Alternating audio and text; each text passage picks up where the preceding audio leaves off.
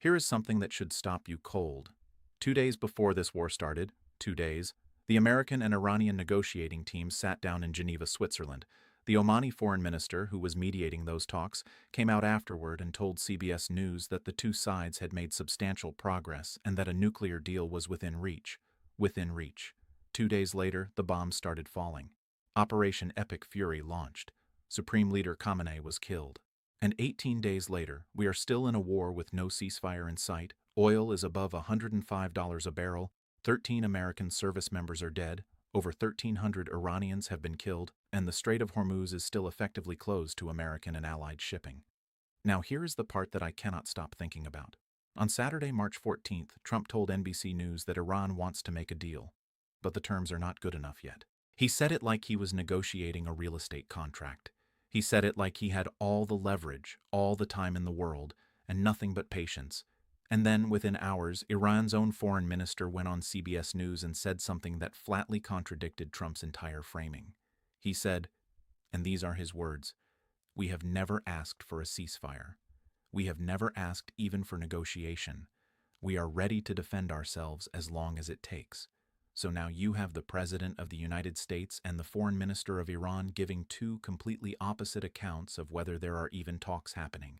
And the real answer, the actual truth underneath both of those statements, is what we are breaking down today. Because once you understand what is really driving Trump's decision not to make a deal right now, everything else about this war clicks into place. Welcome to Unlocked History Hub, and I want to be upfront with you today. This story is more layered than it looks on the surface. We are going to go through the full history of the negotiations that led up to this war, what really broke down, what Trump actually wants, what Iran actually needs, and why both sides are telling completely different stories to completely different audiences at exactly the same time. Let us get into it. To understand where we are right now, you have to go back to what happened before the first bomb was dropped. The United States and Iran actually held 3 rounds of nuclear negotiations mediated by Oman before this war began. 3 rounds. In the third round, held in Geneva on February 26th, just 2 days before Operation Epic Fury launched, Oman's foreign minister publicly described the talks as productive and said an agreement was within reach. Iran's foreign minister was similarly optimistic coming out of that meeting. But Trump, the very next day on February 27th, said he was not happy with the progress and was not happy with the way Iran was negotiating. 2 days later, the strikes began. Now here is what the White House said publicly about why. Press Secretary Caroline Leavitt said the U.S. had offered Iran a remarkable package: lift all sanctions, supply nuclear fuel for peaceful purposes, support a joint civil nuclear program backed by American investment. In return, Iran would permanently dismantle its uranium enrichment facilities. She said Iran refused to say yes to peace and was now reaping the consequences. But here is where the story gets complicated in a way that most coverage is glossing over entirely. An official familiar with those same negotiations told the Arms Control Association that Iran was actually offering something significant at the table: a pause on uranium enrichment, international monitoring, and limits on stockpiling enriched uranium. The IAEA Director General himself said on March 2nd that his agency does not see a structured program to manufacture nuclear weapons in Iran, so you had Oman saying a deal was within reach, Iran saying they were ready for unprecedented concessions, the IAEA saying there is no clear weapons program underway, and the United States launched the war anyway. What does that tell you? It tells you the decision to go to war was not purely driven by a nuclear emergency. It tells you there were other objectives on the table beyond just stopping a bomb that nobody could definitively confirm was being built. And if this kind of analysis, the context that never makes it into the 30-second news clip, is what you come here for, please take a second right now and hit that like button and subscribe to Unlocked History Hub. We dig into the full picture every single time. Hit subscribe so you are here for the next breakdown. Now let us talk about what Trump actually wants from Iran. Because when he says the terms are not good enough yet, he has pointedly refused to say what terms would be good enough. And that refusal is not accidental. It is strategic. Based on everything that came out of the pre-war negotiations and the public statements from Netanyahu, from Rubio, from Trump himself, the American position requires 3 things from Iran that go far beyond the nuclear question. First, Iran must permanently and completely dismantle its entire uranium enrichment infrastructure. Not pause it, not limit it, not allow monitoring. Dismantle it entirely. Second, Iran must abandon its ballistic missile program. This was a red line that Iran flatly refused to discuss in the pre-war talks. U.S. officials said Iran would not even put missiles on the agenda. Third, Iran must end all support for its regional proxy network, Hezbollah in Lebanon, the Houthis in Yemen, militias in Iraq, and every other armed group that acts as an extension of Iranian foreign policy across the Middle East. These three demands together represent something that no Iranian government, hardline, moderate, or anything in between, can accept and survive politically. Asking Iran to give up its nuclear program, its missiles, and its regional influence simultaneously is not a negotiating position. It is a demand for complete strategic disarmament, and Iran knows it. Here is what makes this situation genuinely remarkable and historically important. Trump launched this war 2 days after what Oman described as productive nuclear talks. And now, 18 days into the war, he is saying Iran wants to make a deal, but the terms are not good enough. Iran's foreign minister is saying they never asked for a deal and are ready to fight as long as it takes. Reuters reported this week that Trump's own administration has actually rebuffed multiple attempts by Middle Eastern allies to start ceasefire negotiations. Egypt tried to open communications. Oman tried to use its back channel. Iran's top security official, Ali Khamenei, and Foreign Minister Araghchi attempted to use Oman as a conduit for discussions that would have involved Vice President J.D. Vance. None of it went anywhere. And then on top of all that, a senior Iranian source told Reuters something that cuts right to the heart of Iran's strategic thinking in this moment. The source said the IRGC strongly believes that if they lose control over the Strait of Hormuz, Iran loses the war.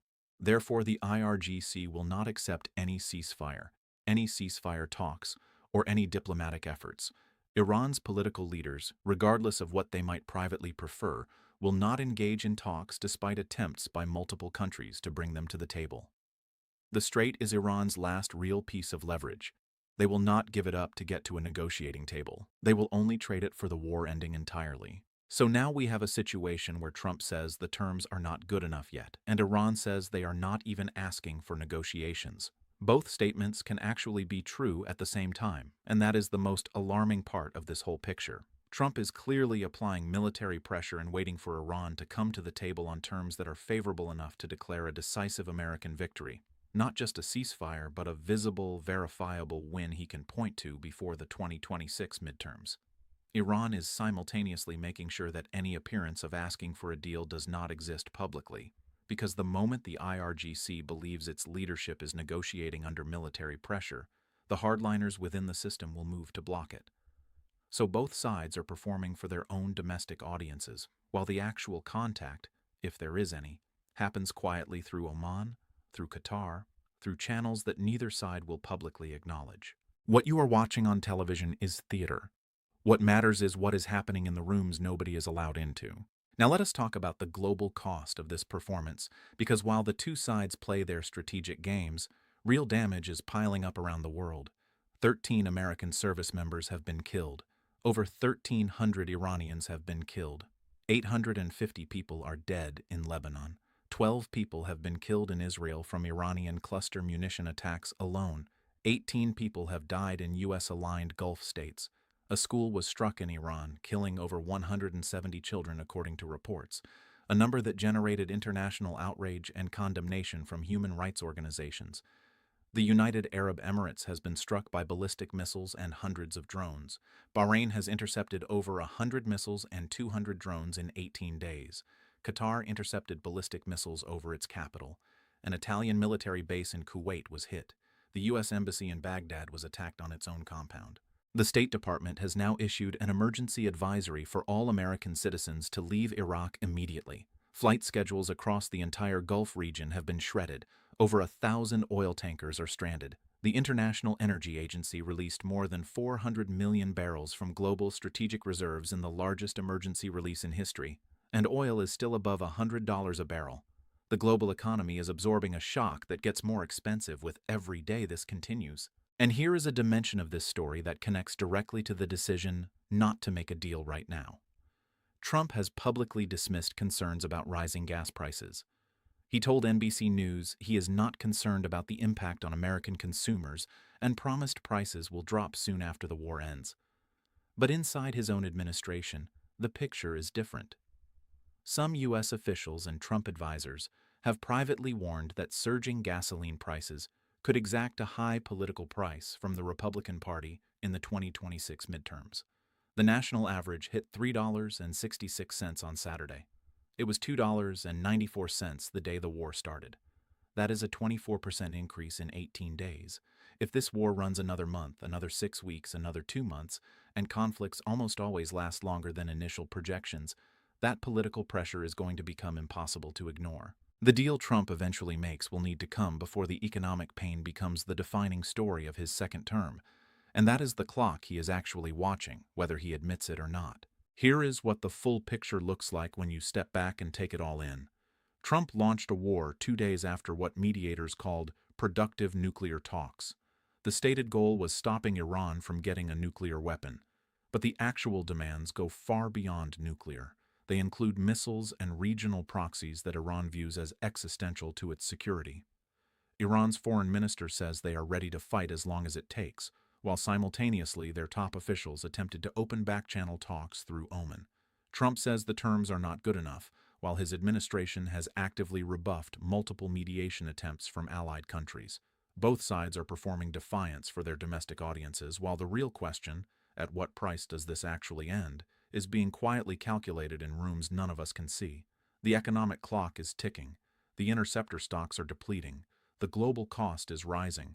And every day this continues, the eventual deal, whatever it looks like, costs everyone a little more to reach. That is going to do it for today here at Unlocked History Hub. I want to hear from you directly on this one because the question is genuinely difficult. Do you think Trump's decision to hold out on a deal is smart strategic patience, waiting for maximum pressure to produce maximum concessions, or do you think the economic cost to American families is already too high to justify waiting? Drop your answer in the comments right now. I read every single one, and these conversations genuinely shape what we cover next. And if this breakdown gave you a clearer picture of what is really driving this war, please share this video with someone who needs to see the full story, not just the headlines, the actual forces underneath them. Share it right now, before the next development drops, and this moment gets buried under new news.